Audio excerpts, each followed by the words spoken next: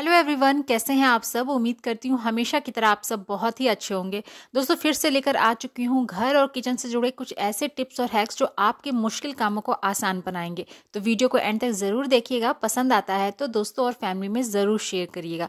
तो शुरू करते हैं आज का ये वीडियो। आज की जो सबसे पहली टिप है उसमें आपको यूज़ करना है इस तरीके के रबर बैंड का और एक सेफ्टी पिन का। तो रबर बैंड, जो ये मोटा वाला रबर बैंड होता है ना, इसका यूज़ करना है और इसमें इस तरीके से सेफ्टी पिन को आप फंसा लीजिए। अब इसको हम यूज़ करने वाले हैं अपने कोई भी जो शॉपिंग हम जब करने जाते हैं तो इस तरीके के बैग्स लेकर जाते हैं, और जब भी कहीं जाते हैं तो साथ में हम रखते हैं एक पानी की बॉटल। आप इस तरीके के जो बड़े बैग्स होते हैं आप देखते होंगे, उसमें जब आप पानी की बॉटल रखते हैं तो वो बार बार गिरता रहता है। कभी कभार उसमें से पानी भी लीक हो जाता है, जिसके बाद उसमें हमारा जो रखा हुआ सामान है ना वो भी भीग जाता है। तो इस प्रॉब्लम का सॉल्यूशन है कि आप ये इस तरीके के एक रबर बैंड ले लीजिए और सेफ्टी पिन ले लीजिए, और जो भी आप बैग रखने वाले हैं ना उसमें आप इस तरीके से टक कर दीजिए, और जो रबर बैंड है ना वो बॉटल में इस तरीके से फंसा दीजिए। तो आपका बॉटल जो है एक जगह स्टिक रहेगा, बिल्कुल भी गिरेगा नहीं, और ईजिली आप जो भी सामान उसमें रखने वाले हैं ना बिल्कुल भी वो भीगेगा नहीं। कभी अगर लीक भी अगर बॉटल कर जाता है या बॉटल गिर जाता है तो इस तरीके से आपकी ये वाली प्रॉब्लम सॉल्व होने वाली है। तो उम्मीद करती हूँ ये वाला टिप आपको जरूर यूजफुल लगा होगा। देखते हैं नेक्स्ट टिप। हम अपने किचन में इस तरीके के जो पीलर होते हैं या फिर चाकू वगैरह जो होते हैं उनको हम लोग रेगुलर बेसिस पे यूज़ करते हैं, और जितना ज़्यादा यूज़ करते हैं ना उसकी जो धार है वो कमज़ोर होती जाती है, मोटी हो जाती है। तो उसके बाद उसको में धार लगवाने के लिए, तेज करवाने के लिए हम बाहर ले जाते हैं। ये काम आप घर पर भी आसानी से कर सकते हैं। आपको क्या करना है, बस इस तरीके का एक कप ले लीजिए और उसके पीछे की साइड उसको घुमाकर जो भी आपका छिलना है या जो चाकू वगैरह है उसको इस तरीके से आप थोड़ा सा रगड़िए। तो आप देखिएगा उसकी जो धार है ना वो बहुत ही अच्छे से तेज हो जाती है। तो यहाँ पर आपको चाकू की जो धार है ना वो तेज करा के दिखा रही हूँ। इसकी धार काफ़ी ज़्यादा मोटी हो गई थी। तो अब जैसे ही इसको रगड़िएगा ना तो ये अलग सी शाइनिंग आ जाएगी। जैसे हम जब तेज करवाने के लिए बाहर ले जाते हैं ना तो एकदम चमकने लग जाता है, बिल्कुल वैसा ही एकदम तेज हो जाती है इसकी धार।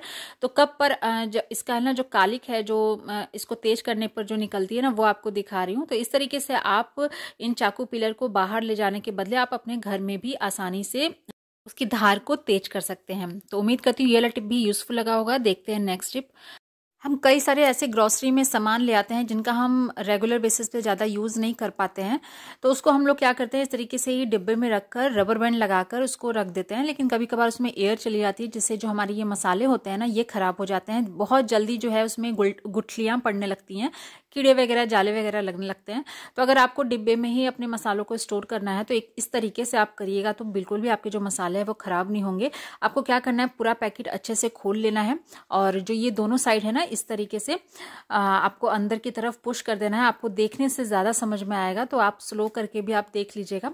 तो इस तरीके से मोड़ने के बाद आप चाहे तो उसमें सेलो टेप लगा लीजिए या फिर स्टेपलर लगाकर इस तरीके से उसको सिक्योर कर लीजिए। थोड़ा बहुत मसाला बच जाता है जिसको हम डिब्बे ही में छोड़ देते हैं, तो इस तरीके से हम उसको अच्छे से स्टोर करके रख सकते हैं। आई होप ये वाला टिप भी यूजफुल लगा होगा। बढ़ते हैं नेक्स्ट टिप की तरफ। इस तरह के जो पंप वाले प्रोडक्ट होते हैं ना, जैसे बॉडी लोशन हो गया या फिर हैंड वॉश हो गया, तो इसको हम पुश करते हैं तो एक बार में बहुत सारा जो प्रोडक्ट है वो निकल के बाहर आ जाता है, जिससे जितनी हमें ज़रूरत नहीं होती है उतना ज़्यादा निकल के आता है, तो काफ़ी सारा वेस्ट भी हो जाता है। तो इस प्रॉब्लम को सॉल्व करने के लिए आप यहाँ पर एक ले लीजिए क्लॉथ पिन का। तो क्लॉथ पिन आपको क्या करना है कि ये जो नेक है ना यहाँ पर, बस यहाँ पर आप इस तरीके से इसको फंसा दीजिए।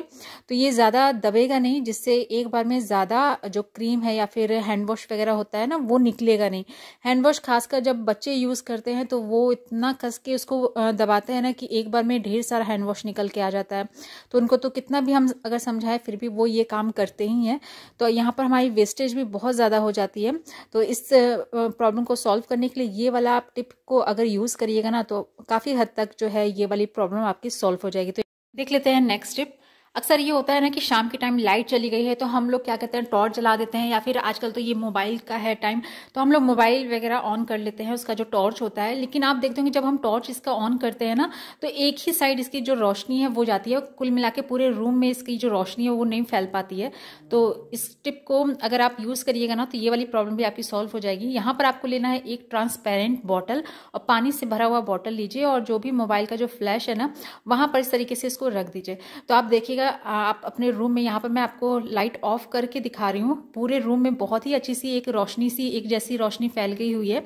तो कभी अगर इमरजेंसी में लाइट जाती है, आपको इस तरीके से मोबाइल का टॉर्च ऑन करना है और पूरे रूम में उसकी लाइट को फैलाना है, तो इस ट्रिक को यूज़ करिए। बस ध्यान ये रखना है कि उसका जो पानी है ना वो लीक ना करे, और इस तरीके से आप ये वाली अपनी दिक्कत को भी सॉल्व कर सकते हैं। उम्मीद करती हूँ ये वाला टिप भी आपको ज़रूर यूज़फुल लगा होगा।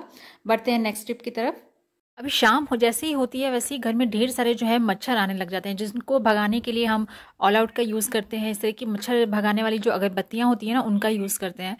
तो कुछ टाइम के लिए जैसे हमें जलाना है, थोड़ी देर के लिए, लेकिन क्या होता है ना कि हम अगरबत्ती जला देते हैं, उसके बाद वो पूरी की पूरी ही जल जाती है, और हमें चाहिए कि हमें थोड़ा जलाना है। तो उस वक्त हम एक टिप को यूज़ कर सकते हैं। उसके लिए आपको यहाँ पर लेना है ये फॉइल पेपर जो होता है ना, उसका छोटा सा टुकड़ा, और जितनी अगरबत्ती आपको जलानी है वहाँ पर इसको इस तरीके से लपेट दीजिए। तो आप देखिएगा जब आप अगरबत्ती को जलाइएगा ना, तो जैसे वो यहाँ पर आएगी, जहाँ पर हमने फॉइल पेपर को लपेटा है, वहाँ पर आके वो खुद ब खुद बुझ जाएगी। तो इससे क्या होता है ना कि आप एक अगरबत्ती को आप कई बार यूज़ भी कर सकते हैं। और आपको अगर थोड़ी देर के लिए जलाना है, 15-20 मिनट के लिए, तो जितने आपको जलाना है आप उतनी ही आप देखिएगा अगरबत्ती जो है वो जलेगी। तो यहाँ पर आपको अगरबत्ती को जला के दिखा रही हूँ, और जहाँ पर ये फॉइल पेपर हमने लपेट के रखा है ना, वहाँ पर आते आते ये खुद ही बुझ जाएगी। तो आपको टेंशन नहीं होगी कि आपने अगरबत्ती जला दी है तो एक बार में वो पूरी ख़त्म हो जाएगी। नहीं ख़त्म होती है। जहाँ तक आपको यूज़ करना है, जितनी आपको जलानी है, आप वहाँ तक इसको जला सकते हैं, और एक अगरबत्ती को कई बार यूज़ कर सकते हैं। तो इसको एक बार ज़रूर ट्राई करके देखिएगा। उम्मीद करती हूँ ये वाला टिप भी यूज़फुल लगा होगा। बढ़ते हैं नेक्स्ट टिप की तरफ। तो यहाँ पर हमें लेना है एक पुराना छन्नी, चाय की छन्नी जो आप यूज़ नहीं करते हैं, वो आप ले लीजिए, और इसकी साइड जो दोनों निकला रहता है ना, इसको हमें एक नाइफ़ की हेल्प से कट कर लेना है। तो बहुत ही ईजिली वो कट हो जाता है। तो बस एक नाइफ़ लीजिए, उसको कट कर लीजिए। उसके बाद आप देखिएगा ये एक कटोरी नुमा टाइप का बन जाएगा। उसके बाद हमें यहाँ पर लेना है एक साबुन का टुकड़ा। बाथरूम में हम लोग जैसे साबुन यूज़ करते हैं, उसमें से एक छोटा सा टुकड़ा जैसे बच जाता है, तो उसमें से आप एक छोटा सा टुकड़ा ले लीजिए और इस छन्नी पर रख दीजिए। उसके बाद इसको हमें कवर करना है एक पॉलीथीन की हेल्प से।